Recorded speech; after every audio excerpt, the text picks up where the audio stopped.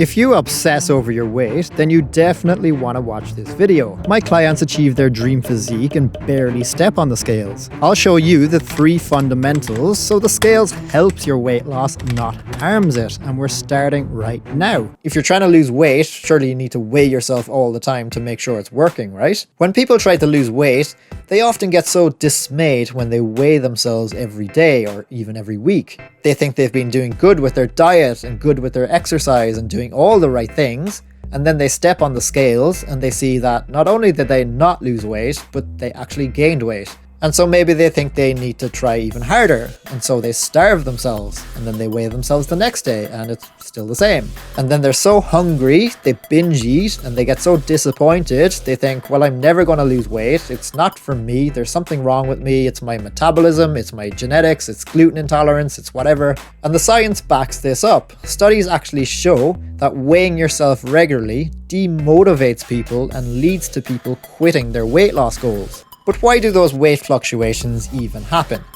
If you're doing good with your diet and exercising, doing all the right things, why might your weight stagnate or even go up instead of down? It's important to know that your weight will fluctuate wildly from day to day.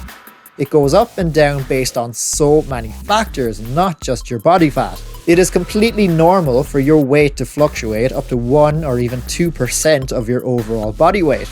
There are many things that affect your weight on a day-to-day basis. It can depend on, say, if you're sweating a lot. It can depend on your hormones, or it can depend on your menstrual cycle, or how much salt you've ingested that day, or how much you've drank that day, or the types of food you've eaten. It can depend on the amount of undigested food in your gut. If your dinner weighs a pound, you eat it all, well, that's gotta go somewhere, right? You've now upped your weight by a pound. Temporarily, of course, that's not necessarily going to turn into body fat. You didn't gain a pound of body fat, you just have a pound more mass while your food gets digested. The time of day can affect your weight. Your weight can typically shift by as much as 5 or 6 pounds over the course of your day. So maybe you might weigh yourself at the lowest point one day and then unknowingly at the highest point the following day, leaving you confused and frustrated. Medications can affect your weight too.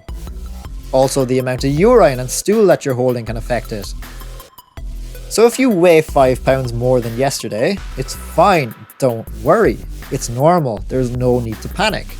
When you step on a scales, the weight you see is a combination of so many things.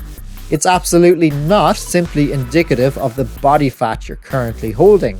Not to mention your weight is made up of not just fat, but muscle size and weight, bone weight, water weight. Sometimes your muscles can hold more water than other times, and that really adds to the overall weight. All these things affect the scales, it isn't just fat that affects it. So that's why weighing yourself is not the be all and end all. So you might ask, why weigh yourself at all? Over a long period of time, it can be useful to see if there's a downward trend in your weight to ensure you are indeed making progress. Every 2 or 3 weeks is fine to weigh yourself. It's certainly not necessary to do it every day. Now I know a lot of people out there, the scales gives you anxiety. You're nervous about setting foot in it because you might not like the number you see. A lot of people who have that anxiety, it's because they're not aware of or used to those weight fluctuations. And besides, your weight on the scales is not a reflection of your value as a human being. It's just a data point. Weight fluctuations are completely normal, and weight loss is never linear. Weight loss is more like a stair-step drop, not an even linear decline. It's zigzagged. The reality is that it could be more like the first week you might lose a pound, and then the second week half a pound, and then the third week you gain a pound, and then the next week you don't lose anything, and then you lose another pound suddenly. Some of that is fat, some of it is water weight, some of it is one of the other many factors I just mentioned. Losing fat is just not going to be a linear process, and you must embrace that. You can't just say, I'm going to lose a pound every week.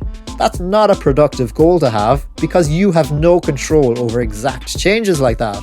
I get my clients to concentrate on all the things you do have control over. I get them to concentrate on a system, and as long as you master that system, you will absolutely lose weight.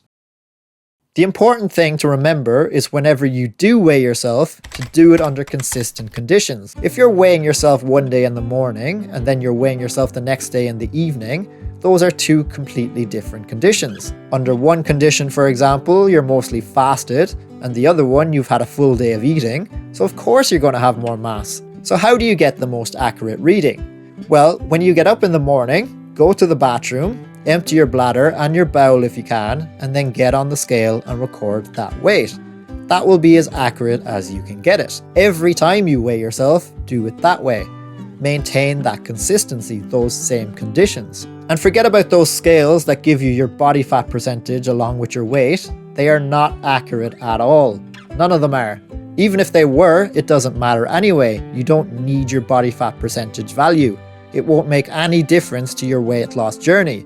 You either need to lose fat or you don't. Your body fat percentage has no bearing. And in a similar line, the video on screen now explains myths that could be killing your weight loss and causing years of wasted effort.